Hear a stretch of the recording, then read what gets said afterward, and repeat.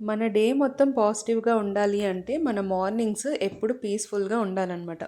So పొద్దున్నే లేచిన తర్వాత రొటీన్ పనులు ఉంటాయి కదా, అవన్నీ చేసుకుంటూ బయటైతే ముగ్గు వేసేసి వచ్చేసాను. లక్కీని స్కూల్కి పంపించిన తర్వాత మంచిగా ఒక కాఫీ అయితే ఎంజాయ్ చేస్తున్నా. కాఫీ తాగిన తర్వాత రిఫ్రెషింగ్గా అనిపిస్తుంది కదా, ఆ కాఫీ కూడా కొంచెం హడావిడి లేకుండా తాగితే ఇంకా బాగుంటుందన్నమాట.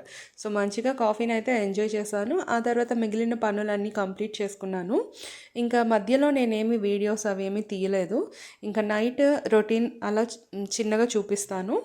సో ఇప్పుడు టైము 7:30 అలా అవుతుంది. కిచెన్లోకి వచ్చాను. ఇవాళ చపాతీ ఇంకా మెంతికూరతో కూర చేద్దామని అనుకుంటున్నాను అనమాట. సో ఫస్ట్ అయితే చపాతీ పిండి రెడీ చేసి పెట్టుకుంటున్నాను. ఇది కొంచెం మంచిగా నానితే మనకి చపాతీలు అనేవి ఫ్లఫీగా వస్తాయన్నమాట. సో ఎంత నానితే అంత బాగుంటాయి అన్నమాట. దీనికోసం నేను గోధుమ పిండి, అలాగే ఉప్పు, కొంచెం ఆయిల్, తర్వాత పంచదార వీటన్నిటిని వేసేసి నీళ్ళు వేసి కలుపుకున్నాను. మంచిగా డవ్ ప్రిపేర్ చేసుకున్న తర్వాత దీన్ని అయితే ఒక 2 అవర్స్ అలాగే పక్కన పెట్టేశాను. ఇంకా తర్వాత కూర కోసం ముందుగానే ప్రిపరేషన్స్ అవి చేసుకుని పెట్టుకున్నాను అనమాట.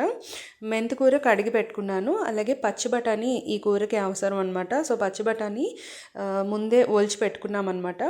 ఇంకా తర్వాత పచ్చిమిర్చి, టమాటోలు, ఉల్లిపాయలు అవన్నీ కూడా రెడీ చేసుకున్నాను కట్ చేసేసి.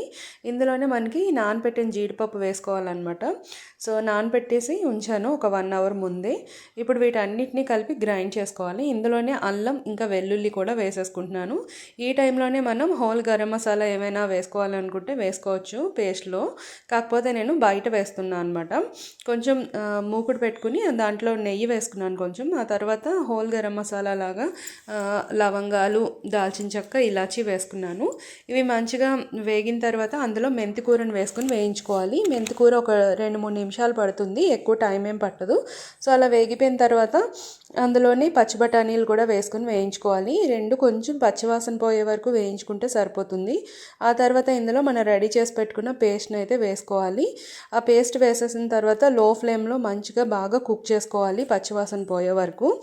అలాగే ఇందులోని కారం, కొంచెం గరం మసాలా, అలాగే ధనియాల పొడి వేసాను.